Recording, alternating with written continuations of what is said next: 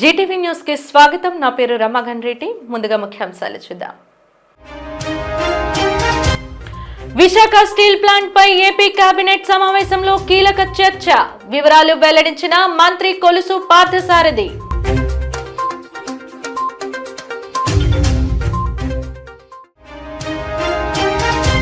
రాష్ట్రంలో మహిళలకు భద్రత కరువు. విలేకరుల సమావేశంలో ఎమ్మెల్సీ వరదు కళ్యాణి ఆరోపణ.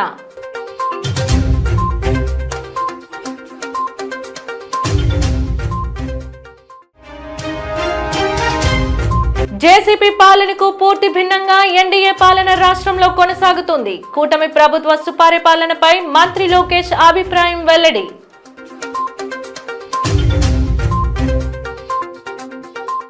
ఈ రోజు రాష్ట్ర ముఖ్యమంత్రి చంద్రబాబు అధ్యక్షతన జరిగిన కేబినెట్ సమావేశ సారాంశాన్ని మంత్రి కొలుసు పార్థసారథి మీడియాకు వివరించారు.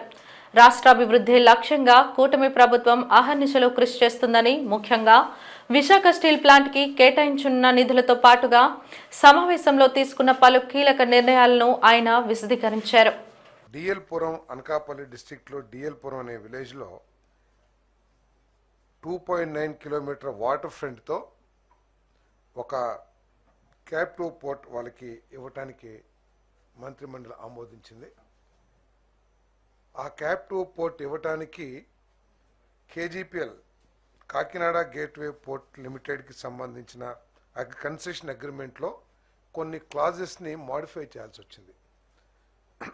30.11 Indian port act 1908 and amendment of class 30.11 దీన్ని అమెండ్మెంట్ చేయడం మూలంగా, ఎందుకంటే ఆ కన్సెషన్ అగ్రిమెంట్లో దానికి ఇంత డిస్టెన్స్లో ఇంకో కొత్త పోర్టుకి ఇవ్వకూడదు అనే నిబంధనలు ఉన్నాయి. కాబట్టి ఇది ఈ పెద్ద పెట్టుబడి రాష్ట్రంలో దాదాపు 1,30,000 కోట్ల రూపాయల పెట్టుబడితో పెద్ద పరిశ్రమ వస్తుంది. కాబట్టి దానికి కావాల్సిన ఈ క్యాప్టివ్ పవర్ ప్లాంట్ కోసం ఆ కండిషన్ని అమెండ్మెంట్ చేయడం జరిగిందని చెప్పేసి మనం చేస్తా ఉన్నాం.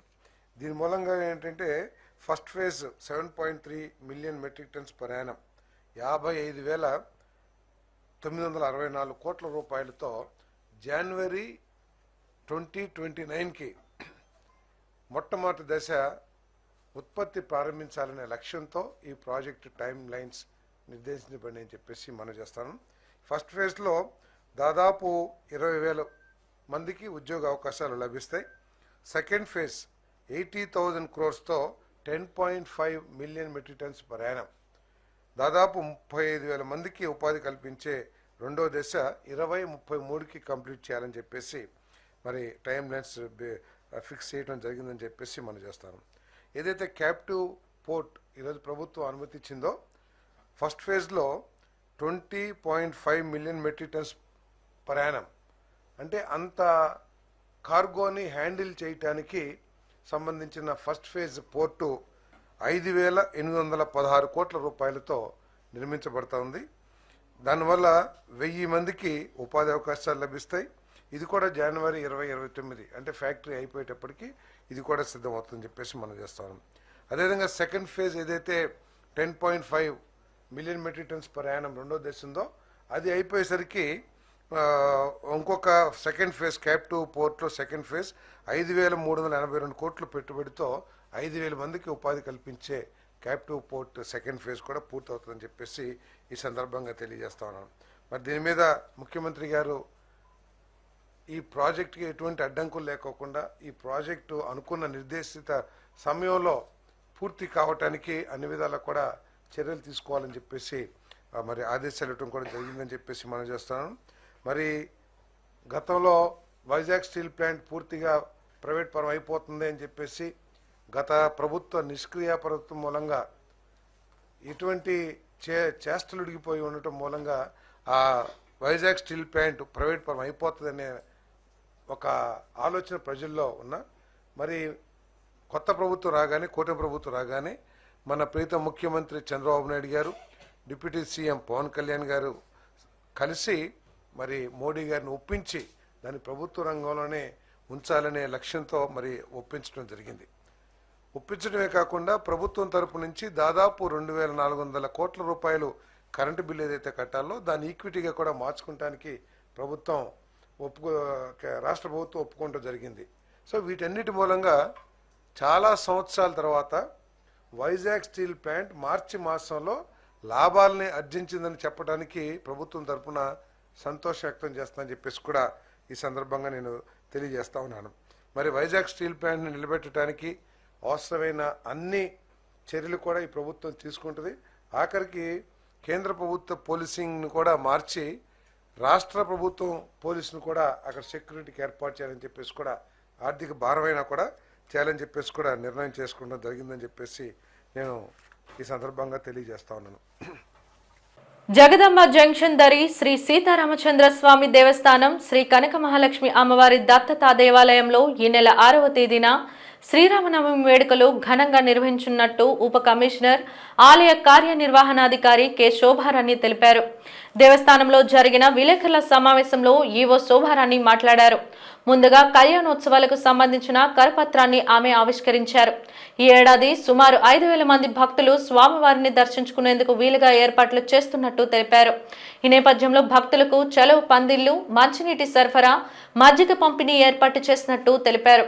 ఎటువంటి అవాంఛనీయ సంఘటనలు జరగకుండా, ట్రాఫిక్ కు ఇబ్బంది లేకుండా పోలీస్ సహకారంతో అన్ని చర్యలు తీసుకుంటున్నట్టు చెప్పారు.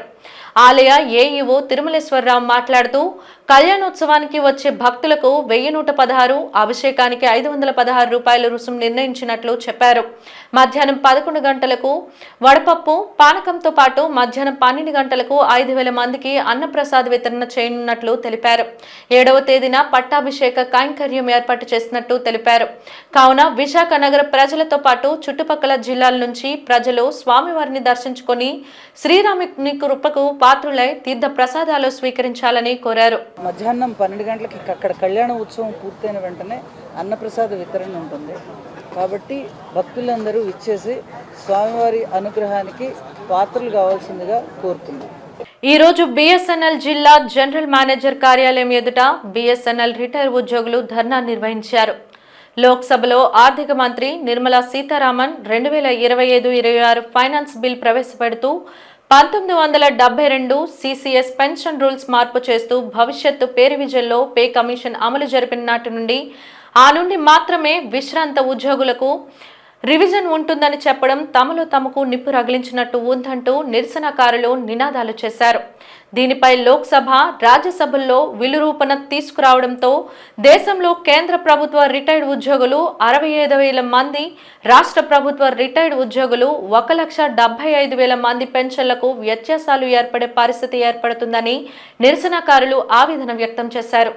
అత్యున్నత న్యాయస్థానాలు అనేక తీర్పులు ఇచ్చినప్పటికీ వాటన్నిటినీ తుంగలో తొక్కి బీజేపీ ప్రభుత్వం సామాన్య ప్రజలపైనే కాకుండా 30-35 సంవత్సరాల సర్వీస్ చేసి దేశానికి వెన్నుదన్నుగా ఉన్నటువంటి సీనియర్ సిటిజన్స్ అయిన రిటైర్డ్ ఉద్యోగులు ఇబ్బందులకు గురి కాబడతారని అన్నారు.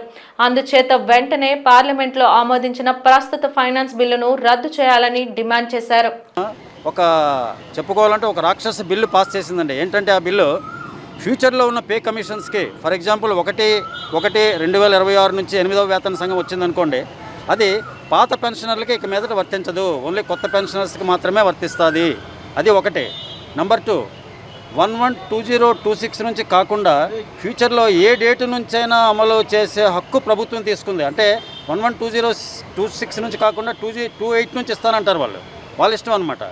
నెంబర్ 2, ఈ సవరణలన్నీ ఏం చేశారంటే 1 జూన్ 1972 అంటే 53 సంవత్సరాల కిందట నుంచి అమలు చేస్తున్నారు. అంటే 53 సంవత్సరాల నుంచి ఈ మధ్యలో వచ్చిన కోర్టు కేసులన్నిటికీ ఇది సమాధానం అనమాట, గవర్నమెంట్ సమాధానం. అంటే వాళ్ళ ఇష్ట ప్రకారం ఇక మీదట రాబోయే కొత్త తరాలకే పెన్షన్ వస్తుంది, కానీ పాత వాళ్ళకి పెన్షన్ రాదు అంటే పెరగదు. ప్రభుత్వాలు దీనికి సమాధానం ఇచ్చారు.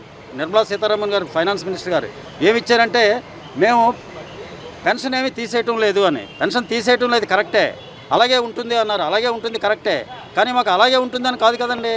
ద్రవ్యోల్బణం ప్రకారం పెన్షన్ పెరగాలి, ఆ పెరగకుండా చేస్తున్నారు. ఫ్యూచర్లో ఇంకెవరికి ఆ బిల్లు పాస్ అయిన తర్వాత ఆ రోజు నుంచి ఏదైనా పెన్షన్ గవర్నమెంట్ ఇవ్వాలంటే పూర్తిగా గవర్నమెంట్ దయాదాక్షిణ్యాల మీద ఆధారపడి ఉంది. కంప్లీట్ పవర్స్ వాళ్ళు తీసుకుని దానికి ఏంటంటే ఒక validation of the pension rules అని ఒక చిన్న ముద్దు పేరు పెట్టి, ఈ పెన్షనర్లందరికీ దగా చేయడానికి, పెన్షనర్లందరినీ వంచడానికి ప్రభుత్వం ట్రై చేస్తుందండి. దీన్ని ముక్త కంఠంతో మేము కాదు, all India national JCM leaders from all India and Bharat pensioners Samaj, all central government pensioners association రమారమే 7 మిలియన్ అంటే 70 లక్షల మంది ఇవాళ ఈ సమ్మెలో పాల్గొంటున్నారండి. ఈ నిరసనలో ఇది మనకే కాదండి, రేపు పొద్దున ఇది స్టేట్ గవర్నమెంట్ వాళ్ళకి కూడా వర్తిస్తుంది. స్టేట్ గవర్నమెంట్ వాళ్ళు కూడా ఇది కన్వీనియంట్ కాబట్టి వాళ్ళు కూడా ఇదే పందాలో నడవడానికి ట్రై చేస్తారు. ఏదైనా పబ్లిక్ సెక్టర్స్ కానీ ఏదైనా ప్రైవేట్ సెక్టర్స్ కానీ ఎవరైనా ఈ సెంట్రల్ గవర్నమెంట్ పెన్షన్ ప్రకారం ఇస్తున్న ప్రతి వాళ్ళకి ఇది అసినిపాతం లాంటిదండి. అంటే రాబోయే ఫ్యూచర్లో కోట్ల మంది పెన్షనర్లకు జరగబోతున్న అన్యాయాన్ని మేము అసోసియేషన్స్ అందరం ఇవాళ ముక్త ఖండంతో ఖండిస్తున్నామండి. విఎంఆర్టీఏ పరిధిలో వివిధ పార్కుల్లో గత 30 ఏళ్లుగా పనిచేస్తున్న 11 మంది గార్డెన్ కార్మికులను ఉడా అధికారులు అన్యాయంగా తొలగించారని, వీరిని తక్షణమే విధుల్లోకి తీసుకోవాలని లేదా పనిచేసిన కాలానికి గ్రాట్యుటీ, సెలవులు, బోనస్లు చెల్లించాలని VMRTA employees and workers union ప్రధాన కార్యదర్శి వి కృష్ణారావు డిమాండ్ చేశారు. జీవీఎంసీ గాంధీ విగ్రహం ఎదుట తొలగించిన కార్మికులతో ఆయన నిరసన చేపట్టారు. ఈ సందర్భంగా కృష్ణారావు మాట్లాడుతూ ఉడాలో సొసైటీ కార్మికులుగా ఉన్న 11 మందికి 60 ఏళ్లు నిండాయన్న నెపంతో తొలగించడం దుర్మార్గమన్నారు. రాష్ట్ర ప్రభుత్వం 62 ఏళ్ల వయోపరిమితిని పెంచిన విషయాన్ని ఆయన గుర్తు చేశారు. ప్రభుత్వ సంస్థల్లో గార్డెన్ కార్మికులకు ఈఎస్ఐ, పీఎఫ్, వారాంతపు ప్రభుత్వ పండుగ సెలవులు, గ్రాట్యుటీ వంటి ఏ కార్మిక చట్టాలు అమలు చేయడానికి అధికారులు, ఉడా చైర్మన్, కార్మిక శాఖ అధికారులు ఎందుకు పూనుకోవడం లేదని ప్రశ్నించారు. తమ డిమాండ్లు పరిష్కారం చేయలేని పక్షంలో కుటుంబాలతో విఎంఆర్డీఏ కార్యాలయంలో ఎదుట దీక్ష చేపడతామన్నారు. ఈ ధర్నాలో కార్మికులు రాంబాబు, శ్రీను, నరసింహరావు తదితరులు పాల్గొన్నారు. ఉడా అధికారులను అడిగితే వాళ్ళు 60 ఏళ్ళని దాటిపోయాయని చెప్పి చెప్తా ఉన్నారు. 60 ఏళ్ళు దాటిపోయాయని చెప్పి చెప్పడం అనేది చాలా దుర్మార్గమైనటువంటిది. రాష్ట్ర ప్రభుత్వమే 62 ఏళ్ళకి జీవో ఇచ్చినటువంటి పరిస్థితి. అలాగే ఉడాలో పనిచేసినటువంటి కార్మికులకి ఈఎస్ఐ కానీ, పిఎఫ్ కానీ, గ్రాడ్యుటీ కానీ, లేకపోతే వారాంతపు సెలవులు కానీ, పండగ సెలవులు కానీ, అంటే ఏ కార్మిక చట్టాలు అమలు చేయకుండా ఈరోజు 60 ఏళ్ళకే తొలగిస్తామని చెప్పడం అనేది చాలా దుర్మార్గమైనటువంటిది. మరి మిగతా 60 ఏళ్ళు నువ్వు పరిగణలో తీసుకునేటప్పుడు మిగతా కార్మిక చట్టాలు ఎందుకు అమలు చేయమని చెప్పి మేము అడుగుతూ ఉన్నాం. అంటే గార్డెన్ వర్కర్లు సొసైటీ కార్మికులుగా ఉన్నారు, వాళ్ళకేమో ఏమీ వర్తించమని చెప్తా ఉన్నారు. సొసైటీ కార్మికులకి ఈరోజు కార్మికులు వేసుకోవాలనే సొసైటీ వేసుకోవాలి, కార్మికులు తొలగించాలనే సొసైటీయే తొలగించాలి. కానీ ఎటువంటి సొసైటీకి ఎటువంటి హక్కులు లేకుండా కోరలు పీకేసి ఈరోజు విఎంఆర్డీఏ అధికారులు, కింద స్థాయి అధికారులు కార్మికులు తొలగించడం అనేది చాలా దుర్మార్గమైనటువంటిది. ఈరోజు కార్మికుల్ని తక్షణమే విధుల్లోకి తీసుకోవాలి, వాళ్ళకి ఈఎస్ఐపిఎఫ్ అమలు చేయాలి, గ్రాడ్యుటీ అమలు చేయాలి. నువ్వు 62 ఏళ్ళ వరకు కొనసాగించాల్సిందే. 62 ఏళ్ళ తర్వాత నువ్వు వాళ్ళని ఉద్యోగం నుండి, వాళ్ళ విధుల నుండి తొలగించినట్టయితే ఖచ్చితంగా వాళ్ళ సర్వీస్ ఏదైతే ఉందో దాదాపు ఇక్కడ ఉన్న వాళ్ళు 11 మంది కూడా 35-40 సంవత్సరాలుగా పనిచేశారు. ఈ 40 ఏళ్ళకి కూడా నువ్వు లెక్కగట్టి ఏడాదికి 15 రోజులు చొప్పున వాళ్ళకి గ్రాడ్యుటీ చెల్లించాలి. వాళ్ళ ఈఎస్ఎఫ్ఈఎఫ్ నువ్వు అమలు చేయలేదు కాబట్టి ఆ జీతం కూడా చెల్లించాలని చెప్పి మేము సిఐటిగా డిమాండ్ చేస్తున్నాం. కార్మికులను కానీ విధుల్లోకి తీసుకోకపోతే ఖచ్చితంగా వాళ్ళకి నష్టపరిహారం చెల్లించాల్సిందే. నష్టపరిహారం కూడా చెల్లించకపోతే ఈరోజు విఎంఆర్డీఏ ఆఫీస్ దగ్గర మేము ధర్నా చేస్తామని చెప్పి తెలియజేస్తూ ఉన్నాం. అలాగే లేబర్ అధికారులు ఈరోజు గత నెల 12వ తారీఖున కంప్లైంట్ ఇచ్చాం. ఇప్పటి వరకు డీసీఆర్లు ఎటువంటి చర్యలు తీసుకోలేదు. వెంటనే నువ్వు జోక్యం చేసుకోకపోతే ఖచ్చితంగా నీ సంగతి కూడా తేలుస్తామని చెప్పి లేబర్ డిపార్ట్మెంట్ అధికారులు కూడా హెచ్చరిస్తాను. ఈరోజు వెంటనే నోటీస్ ఇచ్చేసి యూనియన్ తోటి అధికారులతోటి సమావేశం జరిపి వాళ్ళ సమస్యల పరిష్కారం చేయాలని చెప్పి మేము సిఐటిగా విజ్ఞప్తి చేస్తూ ఉన్నాం. రోమన్ కేథలిన్ విశాఖ అగ్రపీఠాధిపతిగా ఆర్బ్‌బిషప్ ఉడుమల బాల నియమితులయ్యారు. నేడు జ్ఞానాపురంలోని సెయింట్ పీటర్స్ కేథడ్రల్ మైదానంలో ఆయన అశేష దైవజనుల నడుమ అతిరథ మహారథుల సమక్షంలో ప్రమాణ స్వీకారం చేయనున్నట్టు విశాఖ అగ్రపీఠ పరిపాలనా అధికారి most reverend doctor Polimera Jayarao, కులపతి father Jonnada John Prakash, vicar general father బాలశౌరిలు తెలిపారు. అంగరంగ వైభవంగా జరిగే ప్రమాణ స్వీకార మహోత్సవాన్ని మరింత వైభవంగా జరిపేందుకు వాటికన్ అంబాసిడర్ లియోఫోల్టో గిరెల్లి విచ్చేస్తున్నట్టు వారు పేర్కొన్నారు. ఈ బృహత్తర దైవ కార్యక్రమానికి దైవజనులెల్లరూ హాజరై ప్రమాణ స్వీకార మహోత్సవాన్ని జయప్రదం చేయాలని కోరారు. Vatican Ambassador, His Grace లియోపోల్దో జిరెల్లి గారు రానున్నారు. పరిశుద్ధ ఫ్రాన్సిస్ పాప గారి ప్రతినిధిగా ఆయన మన భారతదేశంలో మరియు నేపాల్ దేశంలో సేవలు అందిస్తూ వారు కూడా రేపు జరగబోయే ఇన్స్టాలేషన్ సెరమనీలో పాల్గొనబోతున్నారు. రేపు సాయంకాలం 4:30కి మన జ్ఞానపురంలో క్రొత్తగా నియమించినటువంటి అగ్ర పీఠాధిపతులుగా బిషప్ ఉడుమల బాల గారు వరంగల్ పీఠాధిపతులు ప్రతిష్ఠింపబోతున్నారు. రేపు సాయంకాలం నుండి వారు మన విశాఖపట్నానికి రోమన్ కథోలిక చర్చికి అగ్రపీఠాధిపతిగా తమ బాధ్యతలను స్వీకరించబోతున్నారు. రేపు జరగబోయే 3వ తారీఖు కార్యక్రమంలో మహాఘనత వహించిన ఉడుమల బాల తండ్రి గారు వరంగల్ పీఠాధిపతులు వారు మన విశాఖపట్నానికి అగ్రపీఠ కాపరిగా నియమితులయ్యారు. వారి అధికారిక నియామక దినం రేపు జరగబోతుంది. దీనిని పురస్కరించుకొని మన అపోస్తలిక్ అడ్మినిస్ట్రేటర్ మహాఘనత వహించిన జయరావు తండ్రి గారు చెప్పినట్లుగా వారిని అధికారికంగా నియమించడానికి వాటికన్ అంబాసిడర్ పాపుగారి దూత, మా కథోలిక ప్రపంచానికి అధినాయకులు పాపుగారి దూత మోస్ట్ రెవరెండ్ హిజ్ ఎమినెన్స్ లియోపోల్దో జిరెల్లి గారు వస్తున్నారు. 4 గంటలకు కార్యక్రమాలు ప్రారంభమవుతాయి. 4 గంటల ప్రాంతంలో సెయింట్ జోసెఫ్స్ కాన్వెంట్ పరిధిలో ఈ యొక్క కార్యక్రమం ప్రారంభమవుతుంది.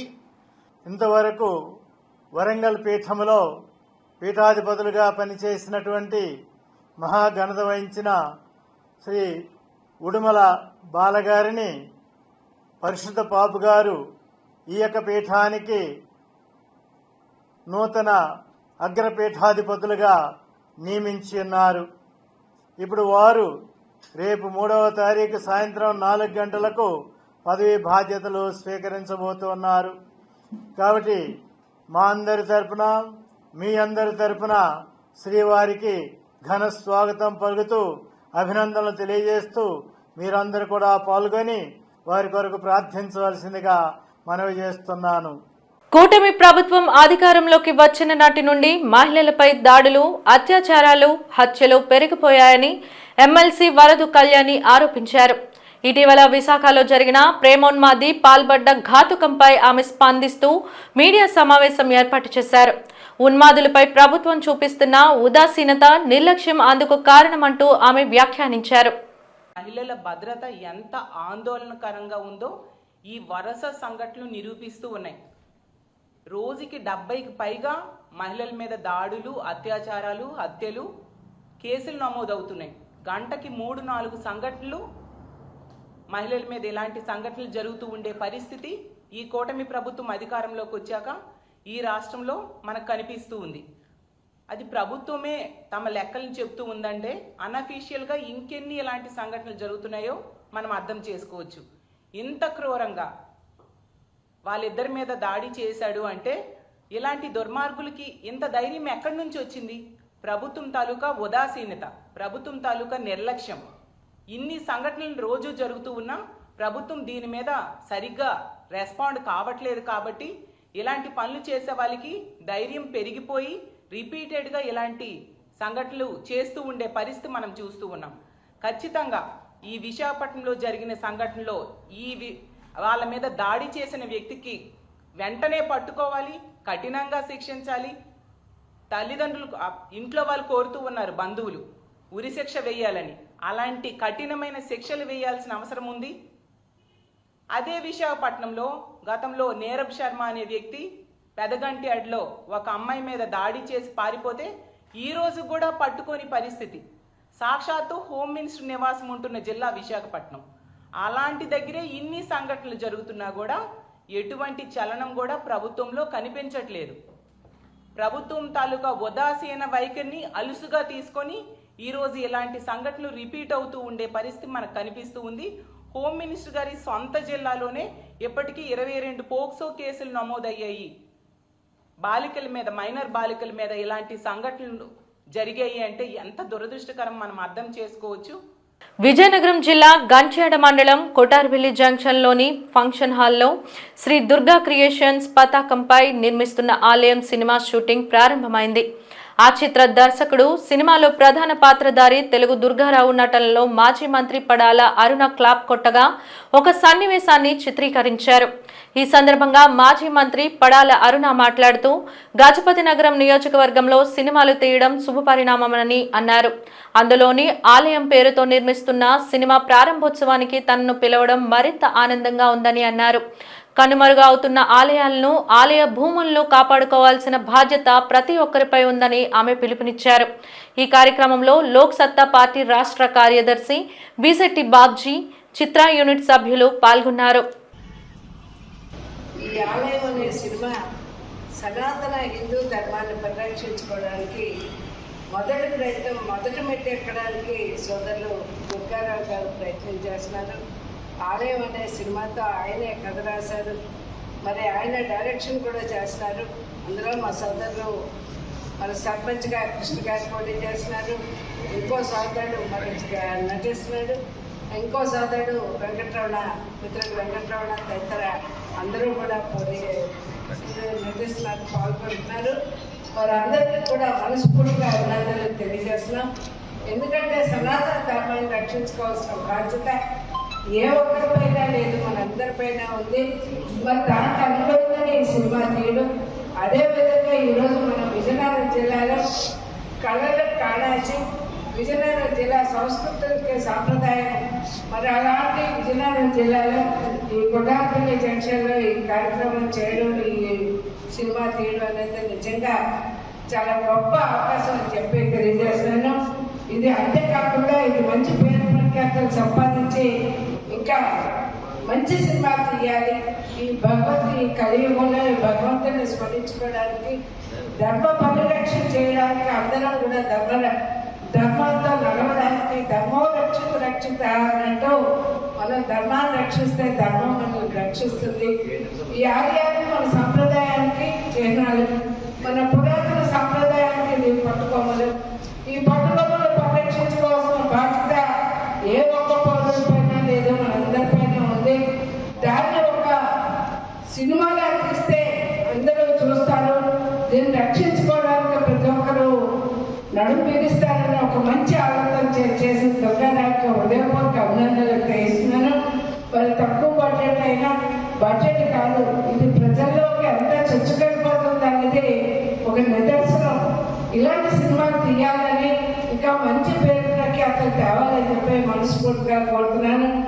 2047 నాటికి అభివృద్ధి చెందిన భారతదేశం వైపు రోడ్ మ్యాప్ పై ఏయూ అంబేద్కర్ అసెంబ్లీ హాల్లో 2 రోజుల జాతీయ సెమినార్ జరిగింది. ఈ సెమినార్ ని ఏయూ వైస్ ఛాన్సలర్ ఆచార్య జిపి రాజశేఖర్ ముఖ్య అతిథిగా హాజరై ప్రారంభించారు. ఈ కార్యక్రమంలో Hindustan petroleum corporation Mumbai director K Sunil Shetty, AU arts college principal ఆచార్య ఏ నరసింహారావు, సెమినార్ కన్వీనర్ ఆచార్య Jaladi Ravi, State Bank of India deputy director Visakhapatnam Pankaj Kumar, co convener ఆచార్య సుబ్బారావు తదితరులు పాల్గొని ఫైనాన్షియల్ ఇన్క్లూషన్, సోషల్ ఈక్విటీపై మాట్లాడారు. భారతదేశ అభివృద్ధికి కార్యాచరణ ఏ విధంగా సిద్ధం చేసుకోవాలి, ఆచరణకు ఎటువంటి అడుగులు వేయాలన్న అంశంపై వక్తలు ప్రసంగించారు. It is indeed an honor and privilege to organize this seminar, which has brought together eminent academicians, policy makers, researchers, and industry experts to deliberate on one of the most pressing issues in our nation's development trajectory. Financial inclusion and social equity emerge as 2 critical pillars that will shape our collective future. The vision of Vikasit Bharat cannot be realized unless we ensure the economic growth in inclusive, equitable and accessible to every citizen regardless of their socio-economic background. As the head of the Department of Commerce and Management Studies, I have the proud privilege to share with you the fact we are pioneers in the field of management education in India. We offered BCom Honours program for the first time in South India way back in 1934 itself. Further, in 1957, we were the first to start 2-year MBA program in India and have been producing talented executives for well over 6 decades, occupying coveted positions in India and abroad. Professor K.K. Das, the first Asian to receive DBA from Harvard University on the invitation of the then Prime Minister of India, Pandit Jawaharlal Nehru, and the then Vice Chancellor of Andhra University, Dr. V.S. Krishna, joined the university and was instrumental in pioneering management education in India. సమాజ అభివృద్ధికి నిరంతరం పాటుపడుతున్న జర్నలిస్టులు క్రీడా పోటీలు నిర్వహించుకోవడం అభినందనీయమని సంఘ సేవకులు ఉపకార చారిటబుల్ ట్రస్ట్ అధినేత డాక్టర్ కంచర్ల అచ్యుతరావు కొనియాడారు. ఇందిరా ప్రియదర్శిని మున్సిపల్ కార్పొరేషన్ స్టేడియంలో నిర్వహిస్తున్న వైజాగ్ మీడియా క్రికెట్ టోర్నీ నేటితో ముగిసింది.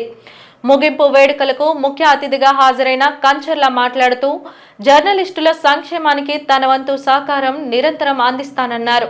ప్రజా సమస్యలను ఎప్పటికప్పుడు ప్రభుత్వం దృష్టికి తీసుకువెళ్లి వారి సమస్యల పరిష్కారానికి జర్నలిస్టులు ఎంతగానో కృషి చేస్తున్నట్టు తెలిపారు. అటువంటి జర్నలిస్టులకు ఎవరు ఎంత సహాయం చేసినా అది తక్కువే అవుతుందన్నారు. భవిష్యత్తులో కూడా జర్నలిస్టుల క్రీడలకు వారి సంక్షేమ కార్యక్రమాలకు తన వంతు సహకారం అందిస్తానన్నారు. గౌరవ అతిథిగా హాజరైన జాతీయ జర్నలిస్టుల సంఘం కార్యదర్శి గంట్ల శ్రీనుబాబు మాట్లాడుతూ విజేతలు ఎవరైనప్పటికీ కూడా ఎంతో మంది క్రీడాకారులు ఉత్సాహంగా టోర్నమెంట్లో పాల్గొనడం అభినందనీయమన్నారు. క్రీడా పోటీలు నిర్వహించుకోవడం వల్ల జర్నలిస్టుల్లో ఐక్యత పెరుగుతుందన్నారు. విన్నర్స్ గా నిలిచిన వెబ్ టైగర్స్ జట్టుకు, రన్నర్స్ గా నిలిచిన లోకల్ ఎంఎస్ఓ ఛానల్స్ జట్టుకు అతిథుల చేతుల మీదుగా బహుమతులు ప్రదానం చేశారు. టోర్నీ నిర్వాహకులు గాజువాక ప్రసాద్, కింతాడ మదన్లు అతిథులను ఘనంగా సత్కరించారు. టోర్నమెంట్ విజయవంతం చేసిన అందరికీ వీరు ధన్యవాదాలు తెలిపారు. విన్నర్స్ జట్టు captain Rammohan, manager Surisetti Ramakrishna, runners టీంకి కెప్టెన్ కిట్టు ప్రసాద్, మేనేజర్లు ఎంఎస్ఆర్ ప్రసాద్, ఈరోతి ఈశ్వరరావు, సీనియర్ పాత్రికేయులు కీర్తన తదితరులు క్రీడాకారులు పాల్గొన్నారు. స్టేట్ అధ్యక్షుడిగా నేను ఉన్నాను. మరి నెక్స్ట్ ఒక టోర్నమెంట్ కూడా టార్గెట్ బాల్తో కూడా మీకు ఒకటి పరిచయం చేయాలనుకుంటున్నాను నేను.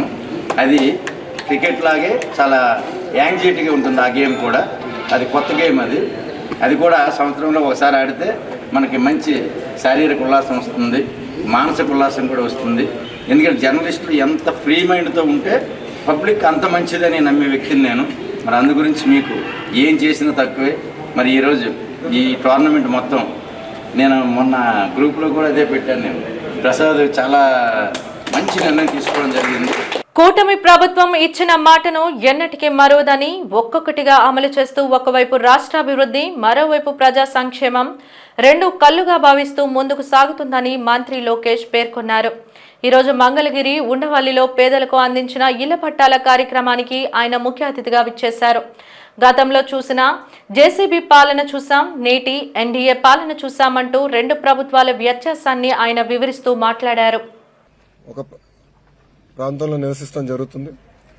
వాళ్ళందరూ కోరింది ఒకటే, మళ్ళీ మీరు వేరే ప్రాంతాల్లో మమ్మల్ని తరలిస్తే మళ్ళీ మేము అక్కడ ఇల్లు కట్టుకోవాలా, అంతేకాకుండా అక్కడికి వెళ్లాలన్నా రావాలన్నా ఇబ్బంది పడుతున్నాం, మేము ఎక్కడ నివసిస్తున్నాం అదే రెగ్యులరైజ్ చేయండి మాకు అని పదే పదే వాళ్ళని కోరటం జరిగింది. నేను ఆనాడే చెప్పా, గౌరవంగా బట్టలు పెట్టి పట్టాలు ఇస్తానని హామీ ఇస్తాను జరిగింది.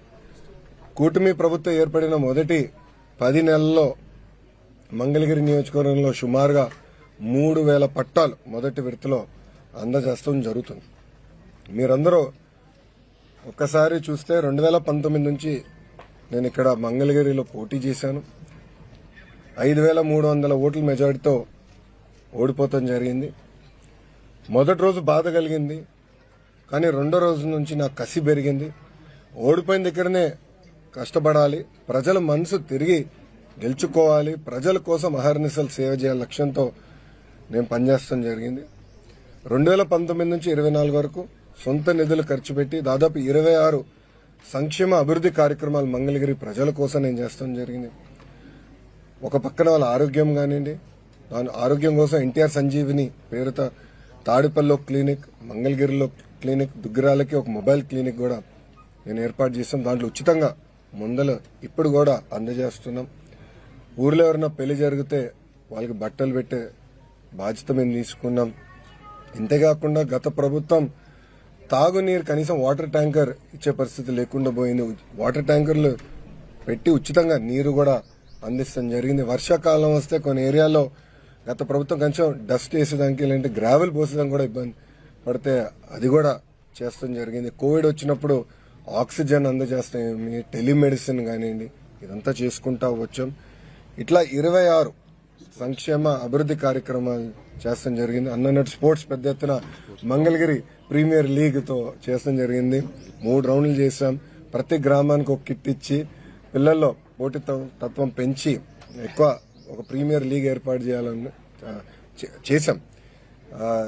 అంతేకాకుండా ఒక ప్లే గ్రౌండే ఏర్పాటు చేసి ప్రాక్టీస్ కానీ ట్రైనింగ్ కూడా ఆనాడు ఏర్పాటు చేస్తాం జరిగింది. ఇట్లా 26 కార్యక్రమాలు గతంలో చేశాం. 2024 ఎన్నికల్లో మంగళగిరి ప్రజలందరూ నేను కోరింది ఒకటే, ఏ మెజారిటీ అయితే నేను ఓడిపోయానో దాని పక్కన ఒక 0 పెట్టి అదే మెజారిటీ నేను గెలిపించాలని నేను కోరాను. వాళ్ళందరికీ ఒకటే చెప్పాను, నాకు మీరు ఎంత ఎక్కువ మెజారిటీ ఇస్తే నాకు అంత బలం వస్తుంది, మీకోసం నేను పని చేయగలుగుతాను. అవసరమైతే అటు ముఖ్యమంత్రి గారితో ఇటు పవన్ అంతా కూడా నేను పోరాడి నిధులు తీసుకొచ్చి అభివృద్ధి చేస్తానని హామీ ఇస్తాం జరిగింది. ఎవరు ఊహించిన విధంగా ఆంధ్ర రాష్ట్ర చరిత్ర తిరిగి రాసింది మంగళగిరి నియోజకవర్గం. మొన్న ఎన్నికల్లో ఆంధ్ర రాష్ట్ర చరిత్రలోనే ఎప్పుడు రాని విధంగా 3 నియోజకవర్గాల మెజారిటీలు వచ్చినాయి. మొదటిది గాజువాక నియోజకవర్గం, రెండోది భీమిలి నియోజకవర్గం, మూడోది మంగళగిరి నియోజకవర్గం. సో 91,000 పైచిలుక మెజారిటీతో ప్రజలు నన్ను ఆశీర్వదించి దీవించి నన్ను గెలిపించారు. సో నా పైన ఆ మెజారిటీ వల్ల బాధ్యత పెరిగింది, పనిచేయాలన్న కసి పెరిగింది. సో మేము కూడా ఇప్పుడు అనేక కార్యక్రమాలకి శ్రీకారం చుట్టాం. మొదటిది మీరు చూస్తే స్వచ్ఛ మంగళగిరి పేరుతో భారతదేశంలోని అన్ని కార్పొరేషన్లో స్వచ్ఛతలో మంగళగిరి నంబర్ 1 నిలబడాల లక్ష్యంతో మేము పనిచేస్తున్నాం. వార్తలు ముగించే ముందు ముఖ్యాంశాలు మరోసారి. విశాఖ స్టీల్ ప్లాంట్ పై ఏపీ కేబినెట్ సమావేశంలో కీలక చర్చ, వివరాలు వెల్లడించిన మంత్రి కొలుసు పార్థసారథి.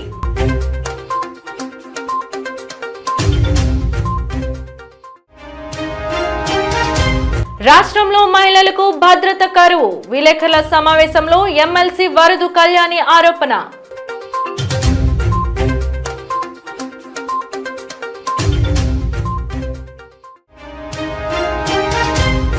జేసీపీ పాలనకు పూర్తి భిన్నంగా ఎన్డీఏ పాలన రాష్ట్రంలో కొనసాగుతుంది. కూటమి ప్రభుత్వ సుపరిపాలనపై మంత్రి లోకేష్ అభిప్రాయం వెల్లడి.